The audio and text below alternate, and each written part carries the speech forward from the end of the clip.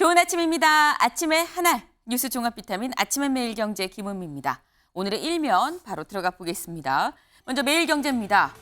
4,600억 원 등친 전세 사기 수사 대상의 40%가 중개사다라는 얘기입니다. 이 정부가 지금 특별단속 중간 결과를 발표를 했는데요. 약 970명 정도 수사를 의뢰를 했습니다.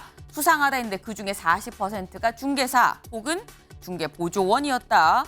믿는 도끼의 발등을 찍혔다라는 얘기가 절로 나오네요. 다음 일면 보겠습니다. 네, 동아일보입니다. 차 개소세이나 이달 말 끝나 그랜저 세금 36만 원 오른다입니다. 네, 이 개소세, 이 개별 소비세 인하 혜택이 5년 만에 끝납니다. 그래서 이달 말까지만 적용이 되고 이럴 경우에 어떻게 되느냐? 그랜저를 살 경우 세금이 36만 원 오르는 효과다. 정부는 내수 진작 차원의 이 정책 목적을 좀 달성하기 위해서 세수를 좀 더 모아야 되는 이유가 있다라고 설명을 했습니다. 다음 일면 보겠습니다. 네, 김의철 KBS 사장 수신료 분리징수 철회되면 내가 사퇴하겠다라는 입장을 밝혔습니다. 네, 분리 결정은 좀 성급하다. 절차 내용에 대해서 좀 반박을 했는데요. 하지만 대통령실 사장 교체와 이 수신료 분리징수는 별개다. 국민들이 원하는 건 분리징수다라고 선을 그었네요. 다음 일면 보겠습니다. 네, 다음 뉴스 댓글 폐지. 네, 네이버 다음 이런 포털 사이트에서 뉴스들 많이들 좀 찾아보실 것 같은데요. 포털 사이트 다음에서 뉴스 밑에 있는 이 댓글을 폐지를 했습니다. 네, 지금 총선을 앞두고 20년 만에 없앴다. 그리고 실시간 채팅창을 대신 도입을 했습니다. 타임톡. 네, 이제 유튜브 뭐 실시간으로 보시면서 밑에 막 댓글로 이제 이 얘기를 나누는 것처럼 그런 식으로 지금 실시간 채팅창을 만들었는데요. 다만 이 채팅창은 24시간만 유효합니다. 24시간이 지나면 다시 원점으로 그 댓글들이 다 삭제가 된다는 거 알아두셔야 될 것 같네요. 다음 일면 보겠습니다. 네, 이번엔 서울신문입니다. 여야 성관이 국조 합의, 국정조사에 합의를 했다라는 겁니다. 그리고 일본 오염수 청문회도 연다.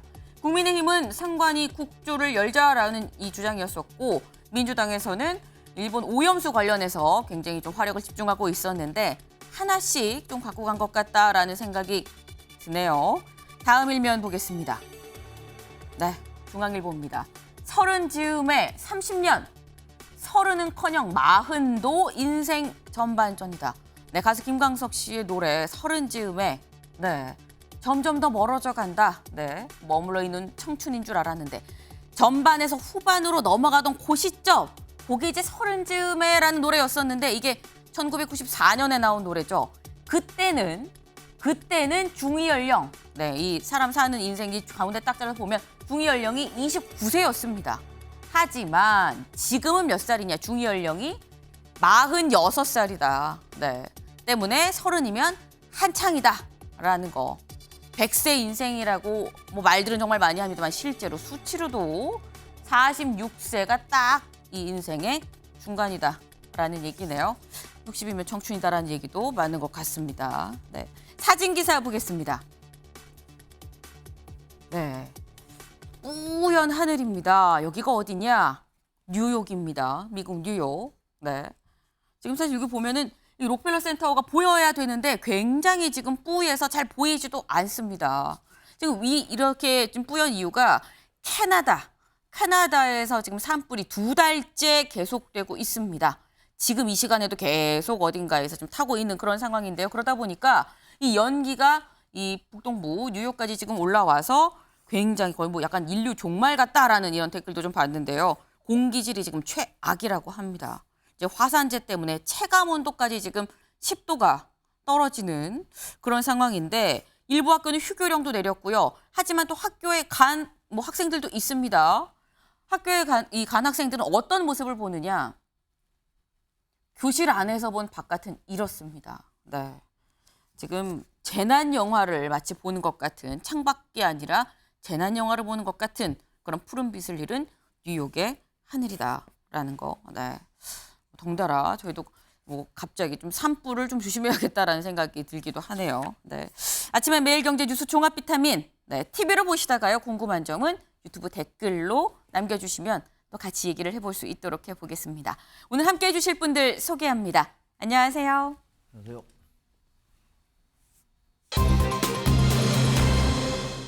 동상이몽입니다. 기사 같이 볼까요? 김기현은 일본 대사, 이재명은 중국 대사, 극과 극 오염수 외교입니다. 네, 사진을 좀 보겠습니다. 네, 어제 국민의힘 김기현 대표 일본 대사를 만났습니다. 그리고 이쪽 사진은 민주당의 이재명 대표죠. 이재명 대표는 중국 대사를 만났습니다. 두 사람이 대사들을 만나서 한 얘기 결국 이 오염수 처리 문제였는데요. 일본의 오염수 이 처리 문제 관련해서 어떤 얘기를 했느냐. 다음 기사를 좀 보겠습니다. 일단 김기현 대표는 일본 대사를 만나서 악의적 선전선동이 양국의 발전을 저해한다. 이런 얘기를 했습니다. 네. 지금 오염수 처리 관련해서 뭔가 악의적인 선전선동이 있다. 이런 게 양국의 발전을 저해한다라는 얘기를 했는데 이 얘기 직접 들어보고 오시죠. 우리 당은 비과학적 선전과 선동은 배격할 것입니다. 악의적인 선전, 선동은 양국 관계의 발전을 저해하고 어민들에게 막대한 피해만 일으킬 뿐이기 때문입니다. 그런 만큼 객관적이고 과학적인 접근을 통해 불신을 없애는 일에 일본 측의 투명하고 적극적인 협력이 필요합니다. 후쿠시마 오염수 배출과 관련해 IAEA와 같이 국제사회에서 공인된 기관의 객관적이고 과학적인 검증이 중요합니다. 네, 지금 이 오염수에 대해서 일본의 입장은 과학적으로 봐달라 오염수 아무 문제가 없다라는 얘기입니다. 근데 여기에 일단 김기현 대표 과학적인 얘기로 지금 이 일본이 하는 얘기 그리고 과학적인 근거가 나오면 그걸 좀 잘 국민들께 전달할 수 있도록 하겠다. 호응을 하는 듯한 지금 그런 모습입니다.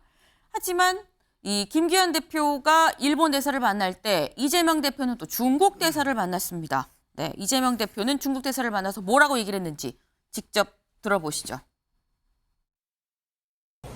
한반도의 비핵화 그리고 평화의 정착 또 지역 안정을 위한 그간의 노력을 좀 계속 이어가 주시길 부탁드리고 싶습니다. 특히 이제 최근 일본의 핵 오염수 해양 투기 문제 때문에 주변국들의 우려가 높아지고 있는데 이 문제에 대한 대응도 가능하면 목소리도 함께 좀 내고 공동의 대응책도 강구해 봤으면 좋겠다는 그런 말씀도 드리고 싶습니다. 네, 일본의 이 원전 오염수 관련해서 한중이 공동의 좀 목소리를 같이 좀 대응책을 찾으면 좋겠다라고 이재명 대표 얘기를 했습니다. 이재명 대표 지금 이 얘기를 사실 하고 싶어서 간 게 아닐까 싶은데 그런데 다음 기사를 좀 볼까요? 이재명 만나 윤 정부에 대한 불만 쏟아낸 중국 대사. 여기에 대해서 중국 대사 오염수에 대해서 한뜻으로 하겠다라고 화답을 했습니다. 하지만 그 외에도 상당히 좀 많은 말들을 했습니다. 지금 여기에는 윤 정부에 대한 불만을 쏟아낸 중국 대사라고 나왔는데 구체적으로 무슨 얘기를 했느냐? 다음 기사 볼까요? 중국 대사, 미국 승리의 배팅 나중에 반드시 후회할 거다라는 얘기를 했습니다. 다음 기사까지 마저 보고 얘기를 좀 이어가 보겠습니다. 중국 대사 원고권의 15분간 윤 정부 비판. 한국 무역 적자는 탈중국 탓이다. 네. 일단 경제 문제 관련해서도 한국의 탈중국화 이게 문제다라는 건 얘기를 한 것 같고 미국에 배팅하면 후회할 거다라는 얘기를 하기도 했고요. 네. 아까 다시 그 배팅 얘기로 다시 한번 가볼까요? 조선 일면. 네. 미국 승리에 배팅하면 나중에 반드시 후회한다.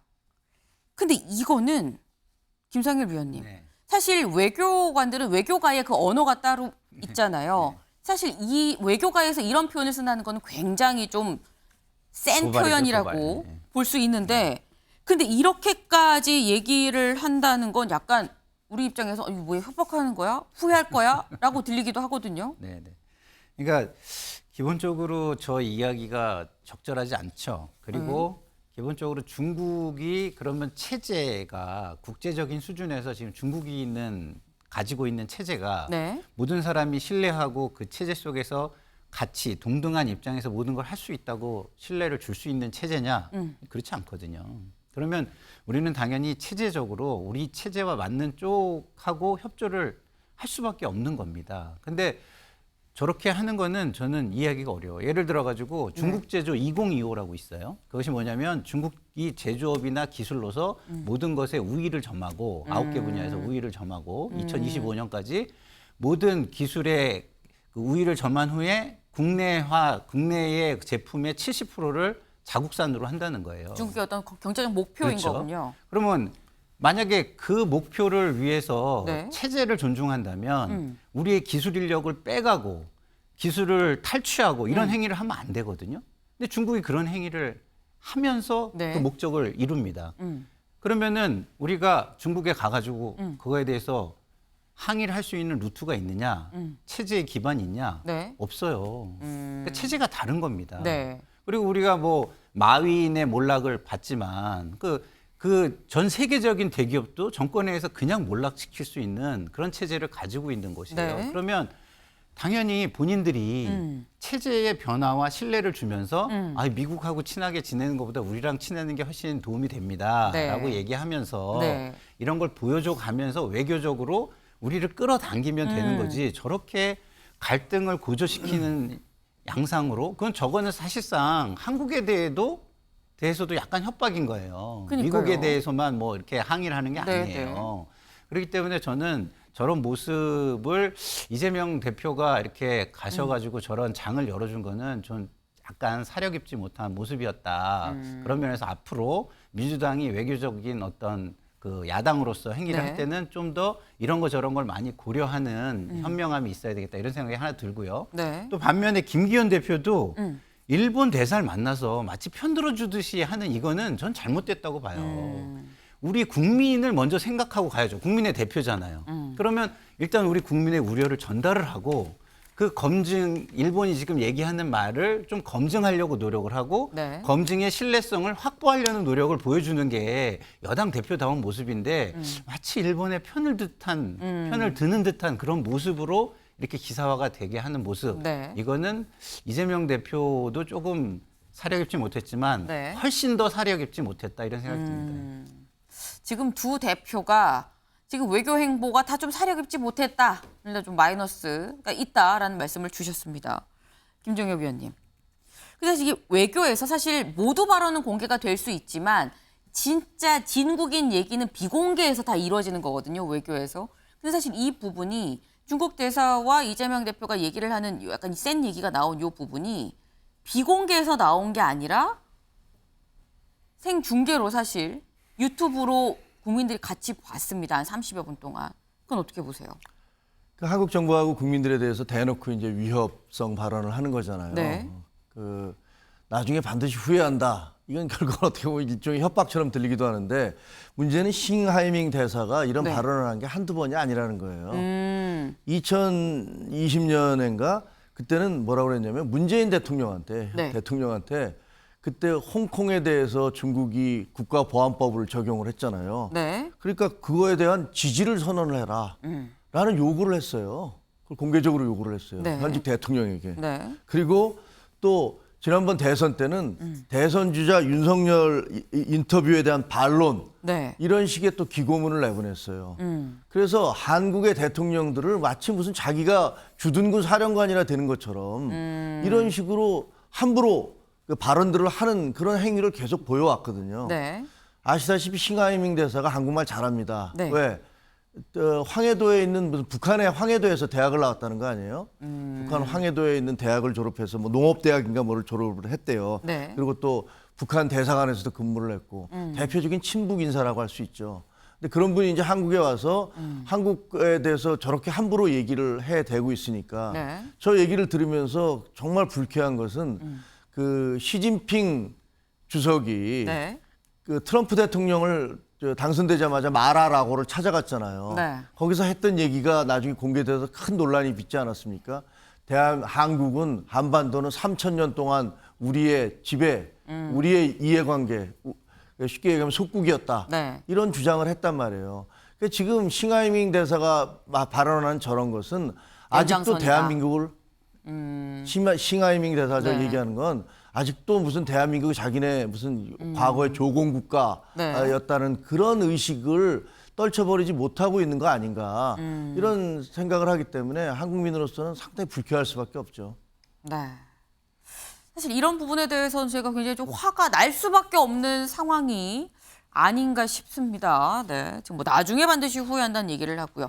뭐 당신네 탈중국 정책 자체가 지금 궁극적으로 문제가 있는 거 아니겠느냐라는 이런 얘기를 하고 한국의 무역 적자가 탈중국화 탓이다라는 얘기까지도 하고 근데 이런 부분에 대해서 사실 이런 발언들 이게 보도가 되고 많은 사람들이 판단을 할 겁니다. 우리 정부가 받는 감정적인 부분도 분명히 있겠죠.